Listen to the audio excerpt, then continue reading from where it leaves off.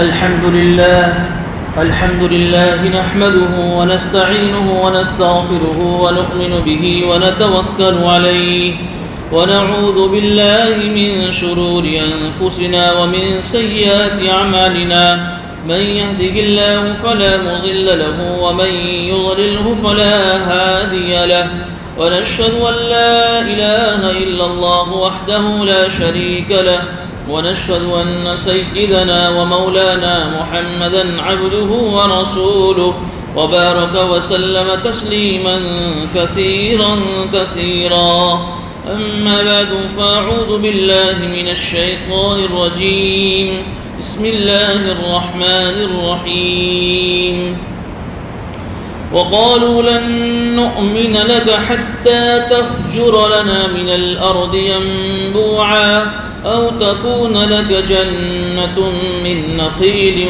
وعنب فتفجر الأنهار خلالها تفجيرا أو تسقط السماء كما زعمت علينا كسفا أو تأتي بالله والملائكة قبيلا أو يكون لك بيت من زخرف أو ترقى في السماء ولن نؤمن لرقيك حتى تنزل علينا كتابا نقرأه قل سبحان ربي هل كنت إلا بشرا رسولا صدق الله العظيم. سورہ بنی اسرائیل کے رکن نمبر 10 کی تفسیر چل رہی ہے. گزشتہ ہفتے آپ کو بتایا تھا کہ اس رکوع کے اندر ایک شان نزول ہے. حضور اکرم صلی اللہ علیہ وسلم کے زمانے میں جو کفار مکہ تھے، مشرکین مکہ تھے، انہوں نے حضور اکرم صلی اللہ علیہ وسلم کو جانچنے کے لیے، ان کا امتحان لینے کے لیے 3 سوالات کیے تھے. جو سوالات ان کو مدینہ کے یہودیوں نے بتائے تھے، اور یہ بھی کہا تھا کہ ان میں سے 2 کے جواب دے اور 1 کا نہ دے تو سمجھ دینا کہ یہ نبی ہے. اور پھر ہوا بھی یہی کہ ان 3 سوالوں میں سے 2 کے جواب دیے، اصحاب کہف کا واقعہ اور ذوالقرنین کے بارے میں تفصیل سے بتایا، اور 1 سوال کا جواب جو یہاں ہے کہ روح کے بارے میں، اس کی تفصیل نہیں بتائی، صرف اتنا کہہ دیا کہ نبی جی آپ ان سے کہہ دو کہ روح یہ میرے رب کا ایک حکم ہے، یعنی اس دنیا کی کوئی چیز نہیں ہے، یہ ایک اللہ کے حکم کی طرف سے ایک چیز آتی ہے جس سے انسان زندہ ہوتا ہے. جب یہ روح نکل جاتی ہے تو انسان مر جاتا ہے. کیا ہے کسی کو کچھ معلوم نہیں. تو جب یہودیوں کے کہنے کے مطابق 2 سوالوں کے جواب دیے، 1 کا جواب نہیں دیا، تو ان کے سامنے بات پکی ہو گئی کہ نبی سچے ہیں. جب بات پکی ہو گئی نبی سچے ہیں تو پھر ان کو نبی مان لینا چاہیے. تو اللہ تعالیٰ نے ان سے یہ بھی کہا اس رکوع کے اندر کہ تم نبی کا امتحان لینے کے لیے ایسے ایسے سوالات کرتے ہو، ہم نے اس نبی پر جو قرآن اتارا ہے تم اس قرآن کیوں دیکھ لو کہ قرآن کتنا کتنی سچی کتاب ہے. تم اگر یہ کہتے ہو کہ ہم نبی کو اس لیے نہیں مانتے کہ یہ ہمارے سامنے ایسی ایسی باتیں بیان کرتا ہے جو خود گھڑ کر لے کر آتا ہے، اور قرآن کی شکل میں جو تمہارے سامنے باتیں پیش کی ہیں، تو قرآن کا کھلم کھلا چیلنج ہے تمہارے سامنے کہ تم سارے انسان اور جنات قیامت سے لے کر دنیا تک جتنے آنے والے سب ایک ساتھ مل کر ایسا قرآن اللہ کو 2 مرتبہ لا کر دکھا دو، تو پھر ہم مان لیں گے کہ نبی کا قرآن، یہ قرآن اللہ کا نہیں، نبی خود لے کر آیا. جب نبی بنا سکتے ہیں تو تم بھی بنا سکتے ہو. نبی عربی ہے تو تم بھی عربی ہو. انہوں نے تو کسی کے پاس عربی سیکھا بھی نہیں ہے، اور تم تو بڑے بڑے عربی کہاں ہو نہ. وہ عربی کا جو گرامر تمہیں اچھی طریقے سے یاد ہے. تو قرآن کا کھلم کھلا تمہارے پاس چیلنج ہے، تم قرآن اس طریقے سے پیش کر کے دکھا دو. ارے پورا قرآن نہیں بنا سکتے تو قرآن کی 10 صورتیں بنا کر دکھا دو. 10 صورتیں نہیں بنا سکتے تو 1 صورت بنا کر دکھا دو. لیکن اللہ کا یہ چیلنج اس وقت بھی تھا، آج بھی اور قیامت تک ہیں. کوئی 1 صورت تو کیا ہے، قرآن کا 1 حرف بھی بنا کر پیش نہیں کر سکتا. یہ قرآن کی صداقت کی اور اس کی سچے ہونے کی نشانی ہے. تو اللہ تعالیٰ ان سے یہ کہہ رہے کہ ایسے ایسے سوالات کر رہے ہو، قرآن کا کھلا معجزہ تمہارے سامنے ہے، پھر تو کیا شک تھا تمہیں اس نبی کو نبی ماننے میں. لیکن وہ کہتے ہیں نا کہ اگر کسی کو بات نہ ماننی ہو تو پھر وہ اونھے سیدھے سوالات شروع کر دیتا ہے. وہ ہمارے یہاں ایک کہوت مشہور ہے کہ مور کو نہ ناچنا ہو تو آنگن ٹیڑھا ہے، ماتنی ماننی ہے تو پھر آدمی کیا کرتا ہے، اندھے اندھے سوالات اور اندھی ڈیمانڈ شروع کر دیتا ہے۔ انہوں نے بھی کچھ ایسا ہی کیا جو ابھی آج کی اس مجلس میں جو میں نے آیت تلاوت کی آپ سنیں گے، ایسی جو ہے مطالبات اور ڈیمانڈ ان کے حضور اکرم صلی اللہ علیہ وسلم کے سامنے تھے۔ آپ کو اب سنیں گے تو ہنسی بھی آئے گی اور غصہ بھی آئے گا۔ جیسے دنیا میں جو ہوتا ہے کہ ایک نافرمان بیٹا، اس کو اگر اپنی باپ کی بات نہیں ماننی ہے تو کیا کرے گا، وہ باپ کے سامنے ایسی ڈیمانڈ رکھے گا کہ معلوم ہے کہ میرا باپ اس بات کو، اس کے لیے امپاسبل ہے یہ میری ڈیمانڈ پوری کرنا، تو جان بوجھ کر باپ کی بات نہ ماننی پڑے اس لیے ایسی مطالبات رکھے گا۔ نافرمان بیوی شوہر کی بات نہیں ماننی تو ایسے مطالبات رکھی کہ شوہر کے سامنے کہ وہ میرے اس کی بات نہ ماننی پڑے۔ اسی طرح کی باتیں انہوں نے اللہ کے نبی صلی اللہ علیہ وسلم کے سامنے کری کہ ایمان لانا مقصود تھا ہی نہیں، ساری چیزیں کھل کر آ گئی۔ قرآن کہا کہ کیسی مثالوں سے ہم نے ان کو سمجھایا کہ عقیدہ توحید کیا ہے، عقیدہ رسالت کیا ہے، عقیدہ آخرت کیا ہے، لیکن ماننا نہیں ہے تو ایسی ڈیمانڈ رکھی ہے کہ اللہ تعالیٰ نے ان کی ساری ڈیمانڈ کو، ان کے مطالبات اس میں بیان کیا ہے۔ کیا کہہ رہے دیکھیے، وَقَالُوا لَن نُؤْمِنَ لَكَ، نبی جی ہم تو، نبی مانتے نہیں تھے، یہ لوگ کہہ رہے ہیں کہ ہم تو آپ پر ایمان لانے والے ہیں نہیں محمد، لیکن ہماری کچھ شرطیں ہیں۔ پہلی شرط حَتَّى تَفْجُرَ لَنَا مِنَ الْأَرْضِ يَنبُوعًا، یہ جو مکہ کی جو زمین ہے اس میں سے آپ کچھ چشمے اور نہریں جاری کر دو۔ آپ کو معلوم ہے کہ مکہ کی جو زمین ہے یہ بڑی سوکھی زمین تھی، بن کھیتی لائق، پتھریلی زمین جس میں کھیتی بھی نہیں ہو سکتی تھی، وہاں پانی کی بھی بہت تکلیف تھی ہو۔ اب انہوں نے ایسی ڈیمانڈ کری کہ بھئی تم نبی ہو تو ہمارے لیے مکہ کے زمین سے چشمے جاری کر دو، نہریں جاری کر دو، زمین کو ہریالی کر دو، کھیتی لائق کر دو، یہ تب جا کر ہم تمہاری بات مانیں گے۔ دوسری ان کی شرط او تکون لک جنۃ من نخیل وعنب فتفجر الانہار خلالها تفجیرا، کہ آپ تو کتنے غریب ہو، آپ کے پاس تو کچھ ہے ہی نہیں، ہماری تو یہ آپ سے ڈیمانڈ ہے کہ آپ کے پاس بڑے بڑے کھجور کے اور انگور کے باغیچے ہونے چاہیے تمہارے پاس تو، اور کیسے انگور اور کھجور کے باغیچے کہ ان کے درمیان سے نہریں بہ رہی ہو، یعنی آپ بڑے مالدار اور کروڑ پتی بن جاؤ، آپ کی لائف ایک لگژری لائف ہونی چاہیے، آپ تو کتنے غریب ہو، آپ کے تو گھر میں کھانا بھی نہیں ہے۔ نبی کے گھر کے بارے میں سنا نا کہ 3 مہینے ہوتے تھے، 3 چاند گزر جاتے تھے، گھر میں چولہا نہیں جلتا تھا، تو ایسا نبی نہیں ہونا چاہیے غریب، لگژری لائف ہونی چاہیے تمہاری۔ تو کوئی پوچھے کہ یہ فارم کس کا ہے تو کہ نبی کا ہے، یہ باغیچے کس کے، کھجور کے، تو نبی کے، ایسا لگنا چاہیے کہ کوئی کروڑ پتی نبی ہمارے سامنے آیا ہے، ایسی ان کی ڈیمانڈ۔ او تسقط السماء كما زعمت علينا كسفا، اور کبھی کبھی آپ کہتے ہیں کہ جب اللہ تعالیٰ قیامت لائے گا تو اللہ تعالیٰ آسمان کو توڑ پھوڑ کر رکھ دے گا، تو ہمارے سامنے آپ دکھاؤ کہ آسمان کیسے ٹوٹتا ہے۔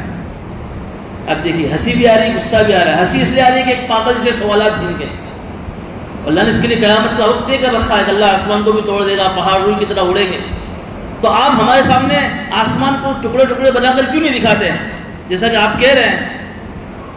آگے کہہ رہے ہیں او تأتی باللہ والملائکۃ قبیلا، اور ہم تو اللہ کو لائیو دیکھنا چاہتے ہیں۔ کہاں ہے اللہ؟ تم کہہ رہے ہو اللہ اللہ اللہ اللہ اللہ ایک ہے، اللہ ایک ہے۔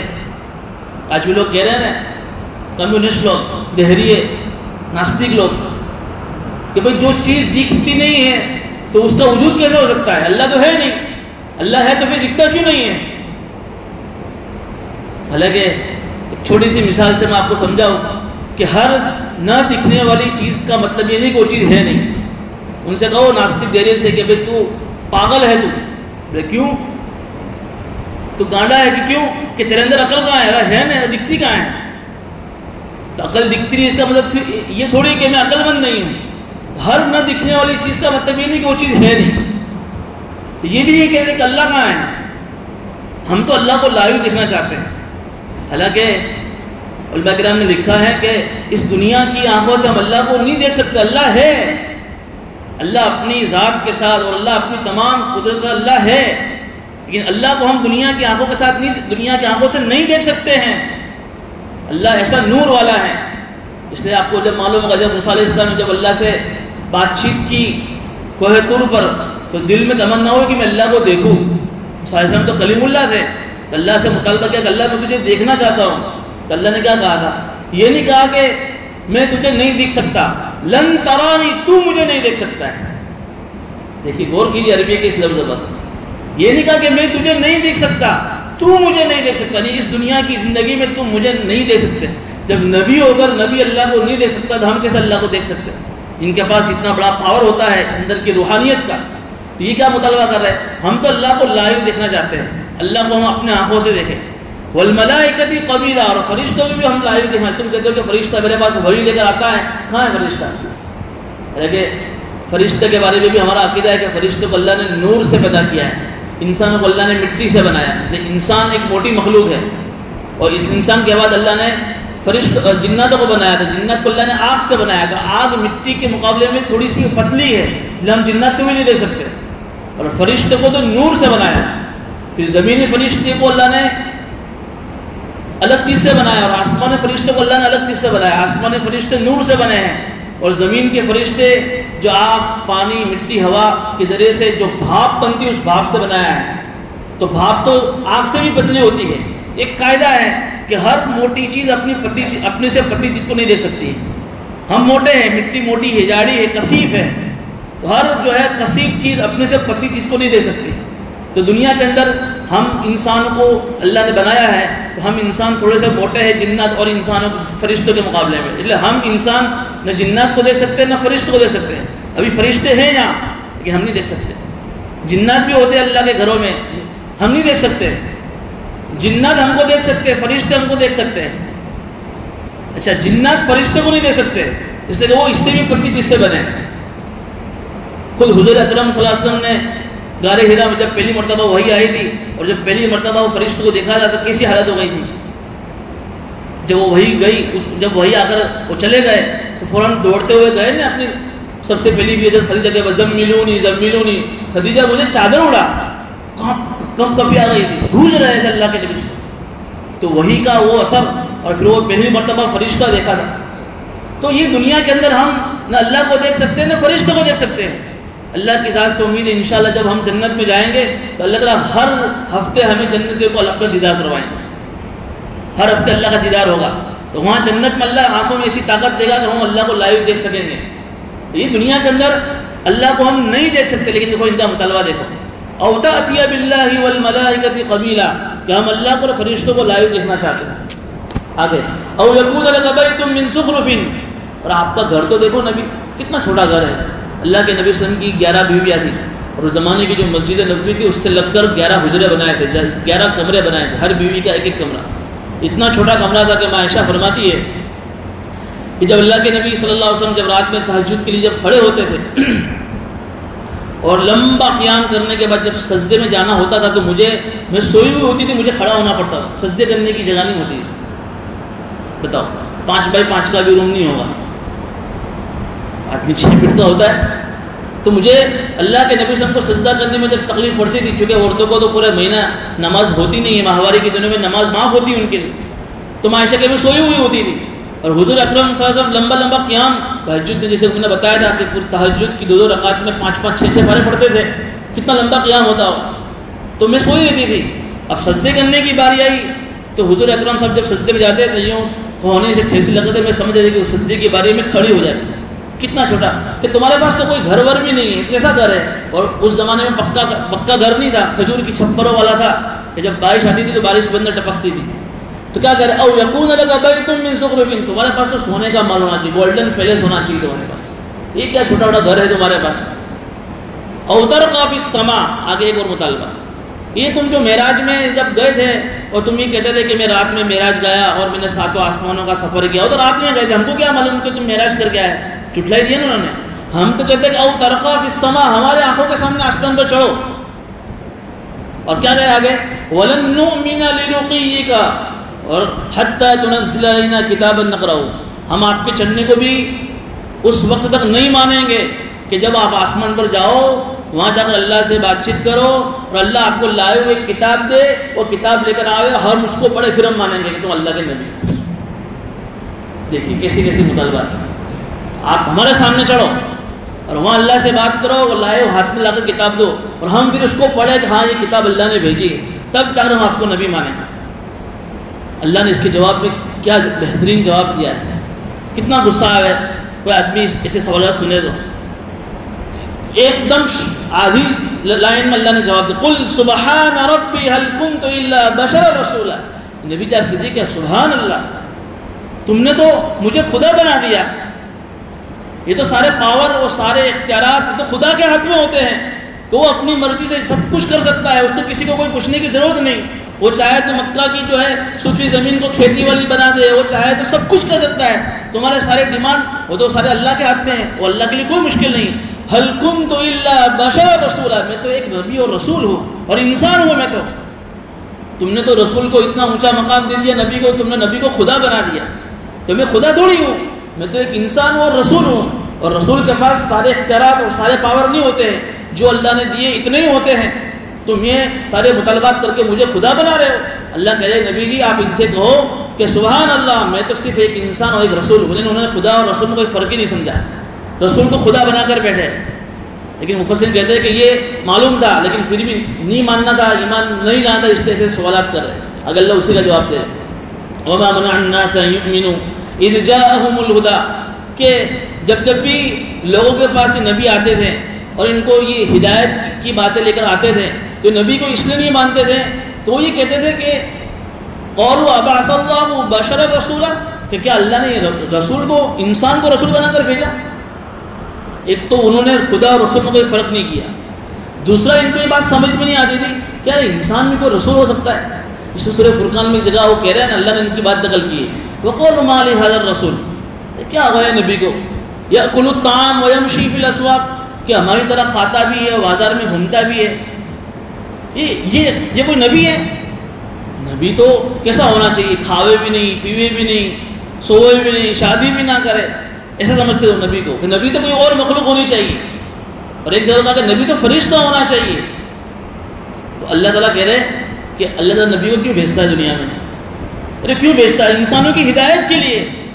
کہ اللہ تعالیٰ انسانوں کو نبیوں کو بنا دنیا میں بھیجتے تاکہ وہ بتائے کہ اللہ نے دنیا میں زندگی گزارنے کا تمہیں جو قانون بتایا ہے اور قانون سے تم زندگی گزارو گے, اللہ تمہاری دنیا آخرت دونوں بنائے گا. یہ نبیوں کو بھیجنے کا مقصد ہوتا ہے. تو قرآن بھی ایک قانون کی کتاب تو ہے کہ اللہ نے پوری زندگی گزارنے کا فلسفہ قرآن میں بیان کر دیا ہے کہ ہم نے تم کو دنیا میں اپنی مرضی سے بھیجا ہے, تم اپنی مرضی سے زندگی نہیں گزار سکتے ہو. ہمارا نبی ہمارا رسول جس طریقے سے تمہیں بتائے گا ہماری کتاب کے ذریعے سے تمہیں اس طریقے سے زندگی گزارنی پڑے گی. اب اگر وہ آنے والا رسول اور نبی فرشتہ ہو, تو جیسا میں نے پہلے کہا کہ فرشتہ اللہ نے ایسی مخلوق بنائی جو نور سے بنائی, اس لیے ان میں اللہ نے خواہشات بھی رکھی. جب خواہش نہیں رکھی تو ان کو دنیا کی کسی چیز کی کوئی ضرورت نہیں, انہیں بھوک نہیں لگتی, انہیں کھانے کی ضرورت نہیں, پینے کی ضرورت نہیں, سونے کی ضرورت نہیں, شادی کرنے کی ضرورت نہیں. اب اگر وہ فرشتہ رسول بن کر آتا ہے انسانوں کی ہدایت کے لیے, اب وہ لوگوں کو قرآن کا قانون سمجھا تھا, تو لوگ اس کو کیا کہتے ہیں, ارے تیرے ٹھیک ہے کہ تو جو ہے تیرے اندر کوئی خواہش نہیں, تو فرشتہ ہے, ہمارے میں اللہ نے خواہش رکھی ہے, ہم کیسے قرآن پر عمل کریں. تو وہ فرشتہ لوگوں کے لیے نمونہ نہیں بن سکتا. ارے انسان کے لیے انسان نمونہ ہو, فرشتے کے لیے فرشتہ نمونہ ہو. اگر فرشتہ نمونہ بن کر آتا تو لوگ فرشتے کی بات مانتے کہ تیرے ٹھیک ہے کہنا ہے, عمل ہمارے کرنا ہے نا, تیرے اندر کوئی خواہش نہیں ہے, تیرے کو کیا معلوم کہ بھوک کیا چیز ہوتی ہے, تیرے کو کیا معلوم کہ نیند کیا چیز ہوتی ہے, تیرے کو کیا معلوم کہ شادی کیا چیز ہوتی ہے. لیکن ایک انسان کو اللہ نبی بنا کر بھیجے اور اس انسان میں بھی ساری ضرورتیں ہوں اور پھر وہ لوگوں کے لیے نمونہ بنے, تو پھر لوگ ہاں دیکھو یہ بھی انسان اور ہم بھی انسان, لیکن دیکھو یہ نبی دیکھو کیسا ہے. تو نبی انسانوں کے لیے نمونہ بن سکتا اگر وہ انسان ہو تو. اس لیے تو کہا کہ سارے نبی یہ سب کے سب دنیا میں جتنے بھی نبی سب انسان تھے, وہ انسان ہو کر اللہ نے ان کو نبی بنایا ہے. ہاں وہ اور انسانوں سے ہٹ کر تھے کہ انسان تھے, لیکن اللہ نے ان کے اندر جو ہے ایسا نور رکھا تھا فرشتوں والا. اس لیے ہمارا عقیدہ ہے کہ سارے کے سارے نبی یہ ذات کے اعتبار سے انسان تھے, لیکن وصف اور صفت کے اعتبار سے نور تھے, نور تھے وہ.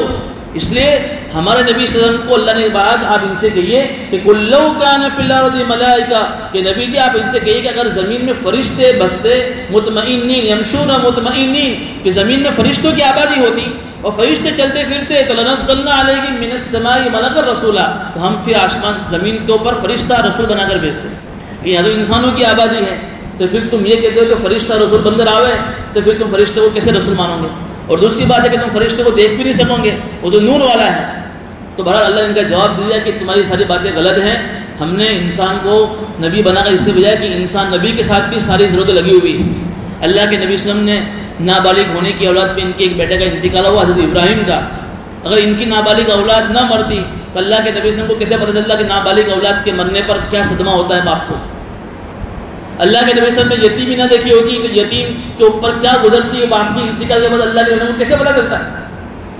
اللہ کے نبی صلی اللہ علیہ وسلم کی بیٹیوں کو طلاق نہ ہوئی ہوتی تو بیٹی کے طلاق کے اوپر باپ کو صدمہ کیا ہوتا ہے وہ نبی کو کیسے پتہ چلتا ہے؟ اللہ کے نبی صلی اللہ علیہ وسلم کو کھانے کی ضرورت نہ ہوتی تو بھوک کیا چیز ہے، غریب کے اوپر کیا گزرتی، کھانا نہ ملنے پر اللہ کے نبی صلی اللہ علیہ وسلم کو کیا معلوم پڑتا کہ بھوک کیا چیز ہے؟ لیکن انسان ہو کر نبی بنایا تو انسانوں کے ساتھ جو ضرورتیں لگی ہوئی ہیں تو انسانوں کی ضرورتوں کو کیسے ضرورتیں پوری کرتے ہوئے وہ اللہ کے قانون پر عمل کریں، یہ نبی نے بتا کر دکھایا۔ دیکھو میں بھی انسان ہوں، میں نے بھی شادی کی ہے، میرے بھی بچے ہیں، میں نے بھی یتیمی دیکھی ہے، میری بیٹی کو بھی طلاقیں ہوئی ہیں، دین کے خاطر میں نے بھی کسی تکلیف برداشت کی ہے، لیکن پھر بھی میں قرآن کے مطابق زندگی گزار کے دکھاتا ہوں۔ ایک مرتبہ ماں عائشہ سے صحابہ نے پوچھا تھا اللہ کے نبی صلی اللہ علیہ وسلم کے جانے کے بعد کہ اللہ کے نبی صلی اللہ علیہ وسلم کے اخلاق کیا ہے، تو ماں عائشہ کیا فرماتی کہ تم نے قرآن نہیں پڑھا؟ کہ ہاں، کہ خلق هو القرآن، کہ ان کے اخلاق دیکھنا تو قرآن دیکھ لو، جیسا قرآن ایسے نبی کی زندگی تھی۔ دیکھیے تو یہ نبی اب ہمارے لیے نمونہ بنے کہ ایک نبی انسان ہو کر ایسی زندگی گزار کر گیا کہ جیسا دین ایسی اس کی زندگی، جیسا قرآن ایسی اس کی زندگی، تو پھر ہم کیوں قرآن کے مطابق زندگی نہیں گزار سکتے؟ بہرحال آگے اللہ فرما رہے ہیں قل کفا باللہ بینی و بینکم شہیدا، قل کفا باللہ شہیدا بینی و بینکم، کہ نبی جی آپ ان سے کہہ دیجئے کہ اتنی ساری باتیں تمہارے سامنے آنے کے بعد بھی نہیں ماننا ہے تو اللہ میرے تمہارے درمیان اللہ کافی گواہ بننے کے لیے، اللہ کو سب معلوم ہے، اللہ کافی ہے کہ میں نبی ہوں کہ نہیں۔ اس لیے اللہ کیا کرے انہ کان بعبادہ خبیرا بصیرا، اللہ کو اپنے بندوں کے سارے احوال خبر ہے کہ کس کے اندر جھوٹ بھرا ہوا ہے، کس کے اندر اناد ہے، کیوں یہ لوگ بات نہیں مانتے، اللہ کو سب خبر ہے۔ جیسے دنیا کے اندر ایک انسان ظالم ہو اور ایک انسان مظلوم ہو، وہ ظلم کرنے والا مظلوم پر دوسرے پر ظلم کر رہا ہے، اب معلوم لوگوں کو نہیں معلوم کہ کون ظالم ہے کون مظلوم ہے، اب وہ جو ظالم ہے جو ظلم کر رہا ہے وہ لوگوں کے پاس جا کر کیا کہہ رہا ہے، ایسے ایسے دلائل بیان کر رہا ہے میٹھے میٹھے انداز میں، اب لوگ کیا کریں اب تو سچا یہ غلط ہے، بیچارہ وہ مظلوم ہے لیکن اس کو بولتے نہیں آتا ہے، وہ ظالم ہے لیکن اچھی طریقے سے بول لیتا ہے، تو لوگ ظالم کو حق پر سمجھتے ہیں، مظلوم کو ناحق سمجھتے ہیں، تو کیا کہے گا انہ کان بعبادہ خبیرا بصیرا، اللہ کو سب خبر ہے، مجھے بولتے نہیں آتا ہے، میرا اللہ نہ بے خبر ہے، میرا اللہ نہ بے رحم ہے، میرا اللہ نہ بے بس ہے، اللہ کو سب خبر ہے۔ دنیا والے تجھے سچ سمجھتے ہیں، مجھے جھوٹ سمجھتے ہیں، اللہ کو سب خبر ہے کہ کون سچا اور کون جھوٹا ہے۔ نبی نے بس یہی جملہ کہا کہ تم نہیں مانتے مجھے نبی، کوئی بات نہیں، اللہ گواہ ہونے کے لیے کافی ہے، اللہ کو سب خبر ہے کہ کون سچا اور کون جھوٹا ہے۔ ومن یہد اللہ فہو المہتد، اگر اللہ کہہ رہے ہیں کہ دیکھیے یہ ہدایت اور یہ گمراہی یہ اللہ کے ہاتھ میں ہے، یہ کوئی انسان کی جاگیر نہیں ہے، اللہ جس کو چاہے ہدایت دے تو وہی ہدایت پر آ سکتا ہے۔ اللہ نے ہمیں ایمان کی اسلام کی نعمت دی، اس پر الحمدللہ کہو کہ اللہ تعالیٰ شکر ہے کہ اللہ تم نے ہمیں ہدایت دی، ہم ایمان والے اسلام والے ہیں، ورنہ اگر اللہ ہمیں مسلمان کے گھر میں پیدا نہ کرتا تو ہمارا حشر کیا ہوتا کہ ہمارا باپ مورتی پوجا کرتا اور مندر کے جا کر گھنٹ بجاتا تو ہم بھی مندر میں جا کر گھنٹ بجاتے، ہم بھی کسی مورتی کے سامنے نمن کرتے، وہ ومن یضلل، اور وہ گمراہ کرتا ہے تو کوئی ہے فلن تجد لهم من دون اولیاء، دنیا میں بھی کوئی آدمی اس کا مددگار نہیں ہے جو اس کو اسلام دے سکے۔ اس لیے ان سے کہا جا رہا ہے کہ تم اس طریقے سے سوالات کر رہے ہو اور اندھی مطالبات کر رہے ہو تو نبی جی آپ ان سے کہہ دو کہ ہدایت تو اللہ کے ہاتھ میں ہے۔ مکہ کے کافی سمجھ رہے کہ ہم بڑے ہوشیار ہیں، بڑے مالدار ہیں، بڑے چودھری ہیں، بڑے ہم صاحب سرود ہیں، تو یہ اس کا مطلب یہ نہیں کہ ایمان تمہارے قبضے میں ہے، تم چاہو تو مسلمان بن جاؤ، ہدایت تو اللہ کے ہاتھ میں، اللہ جس کو چاہے وہ ہدایت پر آ سکتا ہے۔ ومن یضلل، جس کو اللہ گمراہ کرے، فلن تجد لهم من دونه، وہ اللہ کے علاوہ کسی کو اپنا مددگار نہیں بنا سکتا ہے۔ ونحشرهم يوم القيامة على وجوههم، اللہ کہہ رہے کہ ٹھیک ہے دنیا کے اندر تم کتنا رہو گے، بہت تم جو ہے دنیا کے اندر اپنا شور مچاتے ہو نا، حکومت کا نشہ ہے تمہیں جو ہے اپنے عہدے کا نشہ ہے، کتنی دن تک، یا تو تمہاری اپنی موت تک یا دنیا کی موت تک۔ دو قیامت ہے، ایک آدمی خود مر گیا تو اس کی خود کی قیامت آ گئی، چھوٹی قیامت کہلائے گی، یا اگر اس کی خود کی قیامت نہیں ہے تو دنیا کی قیامت آئے گی تو اس کا عہدہ ختم ہونے والا ہے۔ اور اب تو کوئی آدمی بادشاہ بنے تو کوئی نکی نہیں ہے کہ پوری زندگی بادشاہ بنے گا، ابھی دیکھا نا ہم نے پڑوس ملک میں کیا ہوا، کہ بادشاہ ہوتے ہوئے بھی اس کو بھاگنا پڑا اس کو. یہ کوئی نکی نہیں کہ آج میں بادشاہ ہوں تو قیامت تک بادشاہ ہی رہوں گا. کبھی بھی تیری بادشاہ ختم ہو سکتی ہے. تجھے اگر مال کا گھمنڈ ہے تو کبھی بھی تیرا مال ختم ہو سکتا ہے, یا اگر مال ختم بھی نہیں ہوا تو تیری اپنی موت تک یا قیامت تک. لیکن کیا ہوا, وَنَحْشُرُهُمْ يَوْمَ الْقِيَامَةِ, جب تو دوبارہ زندہ ہو کر قیامت میں ہم تجھے کھڑا کریں گے تو تیری حال کیا ہوگی؟ ہم رسوا کرنے کے لیے ہم تمہارے کو منہ کے بل اوندا چلائیں گے. عَلَىٰ وُجُوهِهِمْ, یہ اللہ رسوا کرنے کے لیے.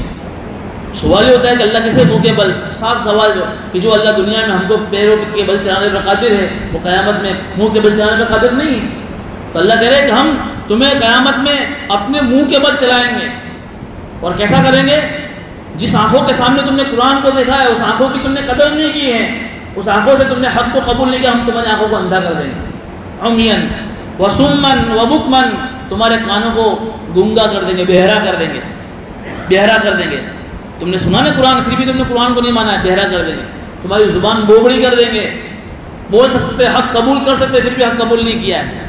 منہ چلائے گئے اللہ, منہ کے بل چلائیں گے اور کانا اندھا بہرا اور گنگا کر دیں گے. علماء کرام کہتے ہیں کہ یہ رسوا کرنے کے لیے ہوگا, لیکن پھر جب ان کے لیے جہنم کا فیصلہ ہو جائے گا اور جب جنتی لوگ جب جنت میں جب چلے جائیں گے, جب ان کو جہنم میں بھیجنے کی باری آئے گی پھر اللہ تعالیٰ دوبارہ ان کو پیروں کے بل چلائیں گے.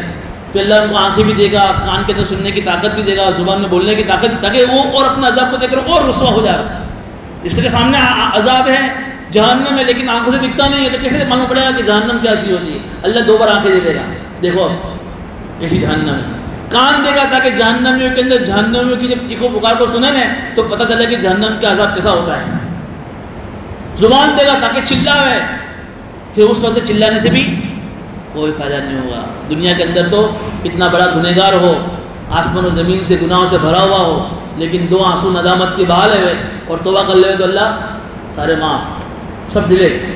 وہاں 500 سال تک اللہ کو پکاریں گے جہنمی لوگ, 500 اللہ پانی کیجیے پانی. جہنمیوں کی تپش اتنی خطرناک ہوگی کہ پانی مانگیں گے 500 سال تک تو اللہ سنیں گے ہی نہیں. وہ 500 سال کے بعد سنیں گے بھی تو, اور جہنمیوں کا جو بدن سے جو خون نکلے گا وہ خون پلایا جائے گا ان کو گرم گرم, اور کھانے کے لیے کانٹے دار درخت ہی جائیں گے, کھائیں گے تو یہاں گلے بٹک جائے. اللہ کیا کہہ رہے, کلما خبت زدنا مأواہم جہنم, ان کا ٹھکانہ جہنم ہوگا. کلما خبت زدناہم سعیرا, اور جہنم کتنی خطرناک چیز ہے کہ دنیا کی آگ تو جب دھیمی ہو جاتی ہے تو پھر لکڑ ڈالنے پڑتے ہیں, کوئلہ ڈالنا پڑتا ہے, پھونکیں مارنی پڑتی ہے. جہنم کی آگ تو بھڑکتی رہے گی, اور دنیا کی آگ سے جہنم کا مقابلہ نہیں کر سکتے ہیں. 50 ڈگری گرمی ہو جائے تو گرمی برداشت نہیں ہوتی ہے, آگ کی بات تو جانے دو, تو جہنم کتنی خطرناک ہوگی. اللہ ان کا حشر بیان کر رہے ہیں. دنیا کے اندر مزے اڑا لو, مت مانو قرآن کو, مت مانو نبی کو, مت مانو اللہ کو. جب آؤں گے تو پتہ چلے گا کہ جہنم کیا چیز ہے. اللہ کا ذالک جزاؤہم, یہ ان کی جزا ہے, یہ ان کی سزا ہے, اس لیے کہ کفروا بآیاتنا, دنیا میں ہماری آیتوں کو جھٹلاتے تھے. وقالوا, اور یہ کہتے تھے, کیا کہتے تھے, اذا كنا عظاما ورفاتا, یار یہ کیا, ہم جب مر جائیں گے اور ہڈی ہو جائیں گے اور چورا چورا ہو جائیں گے تو یہ اللہ تعالیٰ دوبارہ ہم کو کیسے پتا کرے گا. پہلے یہ مضمون آ گیا ہے, آخرت کا بھی انکار کرتے تھے, نبی کو بھی نہیں مانتے تھے, اللہ کو بھی نہیں مانتے تھے, اور آخرت کو بھی نہیں مانتے تھے کہ آخرت کوئی چیز ہے نہیں. یہ تو کچھ سمجھ میں نہیں آتا ہے کہ انسان قبر میں چلا گیا, اب قبر جب انسان جاتا ہے تو انسان قبر کی مٹی دھیرے دھیرے انسان کی باڈی کو کھا جاتی ہے. علماء نے لکھا ہے کہ صرف انسان کی پیچھے کی جو کروڑ رجو ہے اس کی آخری جو ہڈی ہے وہ خالی باقی رہتی ہے, باقی ساری باڈی انسان کی ختم ہو جاتی ہے. تو یہ لوگ یہ کہتے تھے کہ پھر یہ دوبارہ اللہ کیسے پیدا کرے, کچھ بچا ہی نہیں, اور اگر ہڈی بچی بھی اس کو ہاتھ میں لو تو ہڈی بھی کیسے ہو جائے گی, کھوکھلی ہو گئی, چورا چورا ٹکڑے ٹکڑے ہو جائے گی. اللہ دوبارہ اس میں جان کیسے ڈالے گا. اللہ یہ کہہ رہے ہیں کہ کیا ان کو اتنی بھی عقل نہیں ہے. ان اللہ الذی خلق السماوات والارض, کہ جس اللہ نے آسمانوں کو زمینوں کو پیدا کیا ہے وہ اللہ کتنا بڑا پاور والا ہے کہ وہ ان کو نہیں پیدا کر سکتے دوبارہ. ارے انسان تو 6 فٹ کا ہے, پہلے زمانے کے انسان 9 فٹ کے ہوتے تھے, جب آدم علیہ السلام 9 فٹ کے تھے. قوم عاد کی جو ہے قوم کتنی بڑی لمبی لمبی تھی, پھر بھی آسمانوں کے مقابلے میں ان کی کیا حیثیت انسان کی. جو اللہ آسمانوں کو اپنی قدرت سے 7 آسمانوں کو ایسا بنایا کہ اس آسمان میں ایک ستون نہیں ہے, ایک کھمبا نہیں ہے, ایک آسمان میں ایک تیرار نہیں ہے, تو کیا اللہ دوبارہ انسان کو پیدا نہیں کر سکتا ہے. ارے دنیا کا سسٹم کیا ہے کہ کوئی چیز پہلی مرتبہ پیدا کرنے تو آدمی کے لیے مشکل ہوتی ہے کہ میں کیسے بناؤں گا. کہ ایک مرتبہ وہ سیمپل بنا دیا اور دوسری مرتبہ ارے کوئی اب تو کوئی ٹینشن نہیں، آسان ہے. تو انسانوں کا یہ حال ہے. تو اللہ قادر مطلق ہے، اس کے لیے کیا مشکل ہے؟ اس کے لیے دوسرے مرتبہ پیدا کرنا اور آسان ہو گیا. پہلا مرتبہ آج سے 100 سال پہلے ہم میں سے کوئی تھا دنیا میں؟ اللہ نے بنایا نہیں بنایا ہمارے کو؟ کیسے بنایا؟ ماں کے پیٹ میں. پوری ترتیب ہے انسان کو اللہ نے ماں کے پیٹ میں کیسا بنایا. تو جو اللہ پہلی مرتبہ بغیر کسی سیمپل کے نمونے کے بنا سکتا ہے تو دو بار اللہ تعالیٰ انسان کو نہیں پیدا کر سکتا. اللہ وہی کہہ رہے کہ تم پھر بھی آخر تم انکار کر رہے. لیکن وہی کہتے تھے کہ پھر اللہ پیدا کیوں نہیں کرتا ہے؟ ان کو تو سب دنیا میں دیکھنا تھا. ایمان پھر رہا کیا چیز؟ ایمان کس کو کہتے ہیں؟ ایمان کہتے ہیں کہ جو چیزیں ہماری آنکھوں سے غائب ہے اس کو ماننا. جنت نہیں دیکھی پھر بھی کہہ رہے جنت ہے، جہنم نہیں دیکھی پھر بھی کہہ رہے جہنم ہے. نبیوں کو نہیں دیکھا، کتابوں کو نہیں دیکھا، قرآن کے علاوہ رسولوں کو نہیں دیکھا، لیکن ایمان مفصل جو ساری چیزیں ہم سب پر ایمان لا رہے ہیں. یہ تو ایمان بالغیب ہے. دنیا میں ساری چیزیں دیکھ لے ہوئے تو پھر ایمان نام یہ ایمان ہے نہیں. یہ ایمان رہا پھر یہ ایمان ہے نہیں. تو یہ کہتے تھے کہ پھر اللہ کا دوبارہ ہمارے سامنے کے لوگوں کو زندہ نہیں کرتا ہے. اللہ کہہ رہا ہے وَجَعَلَ لَهُمْ أَجَلًا لَا رَيْبَ فِيهِ. اللہ نے قیامت کا ایک وقت دے کر رکھا ہے اس کے لیے. سانتے رکھو ابھی تو دنیا کی زندگی یہ عمل کی جگہ ہے. جب قیامت قائم ہو جائے گی پھر اللہ دوبارہ حشر کو قائم کرے گا، میدان محشر. پھر اللہ دوبارہ اپنی قدرت سے لوگوں کو پیدا کرے کہ لوگ قبروں سے دوڑتے ہوئے آئیں گے. ینسلون، بھاگتے ہوئے دوڑتے ہوئے اپنی قبروں سے نکلیں گے. ایک دم سے جان پیدا ہو جائے گی. فَأَبَى الظَّالِمُونَ إِلَّا كُفُورًا. اللہ کیا کہہ رہے پھر بھی یہ ظالم لوگ انکار ہی کر رہے ہیں. کتنا سمجھا ہے کوئی سمجھدار آدمی جس کو اگر سمجھ نہ ہو اتنی ساری مثال آ جائے تو کتنا مان لے. فَأَبَى الظَّالِمُونَ إِلَّا كُفُورًا. پھر بھی اللہ کا کہہ رہے ہیں یہ ظالم لوگ ہیں، اپنے خود پر ظلم کر رہے ہیں، وہ انکار ہی کریں گے. وہ قُل لَوْ أَنْتُمْ تَمْلِكُونَ خَزَائِنَ رَحْمَتِ رَبِّي. ہم کا ایک سوال یہ تھا نا آگے کہ یہ نبی کو انہوں نے کیوں نبی بنایا؟ ان کو کیوں اللہ نے نبی بنایا؟ قرآن کی ایک آیت میں ہے زخرف میں 25 بارے میں. یہ طائف کی اور مکہ کی بڑی بڑی جو بستیاں ہیں، بڑے بڑے چودھری قسم کے لوگ رہتے ہیں، یہ غریب آدمی کو اللہ نے کیوں نبی بنایا؟ نعوذ باللہ. وہ ایسا کہتے تھے جس کے پاس نہ کچھ ہے، نہیں گھر نہیں ہے، مال نہیں ہے، بنگلہ نہیں ہے، لگژری لائف نہیں ہے. تو اللہ کیا کرے کہ اگر ہم تم کو اپنی رحمت کے خزانے نبوت تمہارے ہاتھ میں ہم دے دیتے، نبوت بنانے کی اتھارٹی تمہارے ہاتھ میں ہوتی، تم جس کو چاہو نبی بناؤ تو تم کسی کو نبی نہ بنا دیں. کیوں؟ اس لیے کہ نبی بنا ہو تو کیا کرنا پڑے؟ پھر اس کی بات پر عمل کرنا پڑا نا. تو تم تو کسی کو نبی نہ بنا دے، پھر دنیا میں کوئی نبی نہ بنتا تو پھر ہدایت کیسے پھیلتی؟ تو یہاں ایک مفسرین نے یہاں قُل لَوْ أَنْتُمْ تَمْلِكُونَ خَزَائِنَ رَحْمَتِ رَبِّي سے رحمت سے نبوت مراد دی ہے کہ نبی جی آپ ان سے کہیے کہ اگر تم میری رب کے رحمت کے خزانوں کے یعنی نبوت کے خزانے کے تم کو اللہ مالک بنا کے تم نبی جس کو چاہے بنا اِذًا لَأَمْسَكْتُمْ خَشْيَةَ الْإِنفَاقِ. لیکن نبی ایک ایسی چیز ہے کہ نبی اگر کسی کو بناوے تو نبوت کی نعمت گھٹنے والی نہیں، لیکن پھر بھی تم کسی کو نبی نہ بناتے. اللہ کہے کہ انسان ہے ہی بڑا تنگ. لیکن کئی مفسرین نے یہاں پر رحمت کو مال دولت سے مراد دیا ہے، چونکہ ان کے مطالبات تھے نا پیچھے کہ نبی آپ کے پاس تو بڑا مال ہونا چاہیے، آپ کے پاس تو مکہ کی زمین کیسی ہونی چاہیے، ہریالی ہونی چاہیے اور اب بڑی سب سالاب ہونی چاہیے. اللہ کہہ رہے کہ نبی جی اگر ہم ان کے کہنے کی وجہ سے مکہ کی زمین کو بھی ایسا بنا دے ہوئے اور ان کو بہت مال دولت دے دے ہوئے اور اللہ کے پاس جو خزانے ہیں مال و دولت کے سب خزانے اللہ ان کو دے دے ہوئے مکہ والوں کو، جاؤ سارے خزانے تمہارے پاس، نعمت کے خزانے، دولت کے خزانے، عزت کے خزانے، خوبصورتی کے خزانے، سارے خزانے اللہ کے پاس ہے. اللہ کہتے ہم تم کو اس کا مالک بناتے. تو انسان تو کیسا ہے؟ کنجوس ہے انسان، کنجوس. اذا لامسکتم کہ خرچ ہو جانے کے ڈر سے تم کسی کو دیتے ہی نہیں. تم تو کہ اگر میں دوں گا تو کیا ہوگا؟ خرچ ہو جائے گا. حالانکہ مال خرچ دینے سے بڑھتا ہے لیکن پھر بھی انسان ڈرتا ہے کہ کسی کو صدقہ دوں گا تو 20 روپے دیے، میرے پاس 100 روپے تھے 80 روپے ہو گئے. وہ ظاہر میں کم ہوئے لیکن برکت اللہ ایسی دے گا کہ جو کام تیرے 500 میں نہیں بنے گا اللہ تیرے 80 میں بنا دے گا. اس کو بولتے برکت.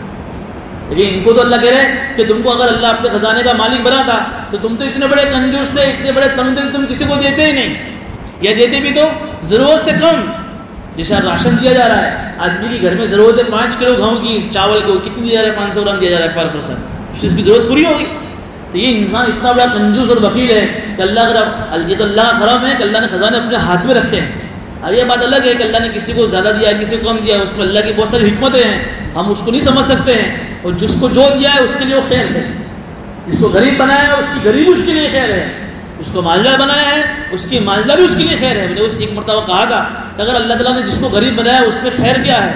اللہ کو معلوم تھا کہ اگر میں اس کو غریب نہ بناتا اور مالدار بناتا تو اس کو ایمان کو بیچ دیتا.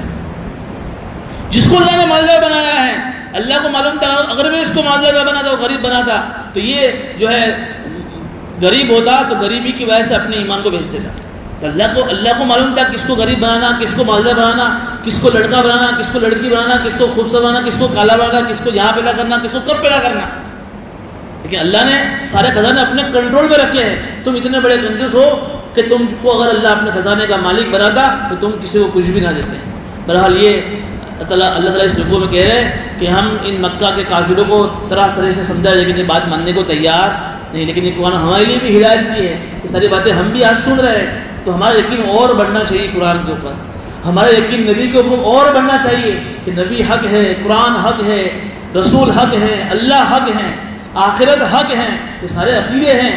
آج یہ جو ہے عقیدے کمزور پڑتے جا رہے ہیں ہمارے اللہ کے بارے میں, آخرت کے بارے میں, نبی کے بارے میں, قرآن کے بارے میں. ایسا ماحول قائم ہو رہا ہے. میں نے کہا الغزو الفکری, ایک فکری ارتداد کا زمانہ چل رہا ہے کہ آدمی نام کا مسلمان رہے لیکن اس کے سارے عقیدے کھوکھلے بن جا رہے ہیں. اس لیے بار بار ان عقیدوں کا اپنے گھروں میں مذاکرہ کرو, اپنے بچوں کے سامنے بتاؤ کہ بیٹا اللہ کون ہے, نبی کون ہے, قرآن کیا ہے.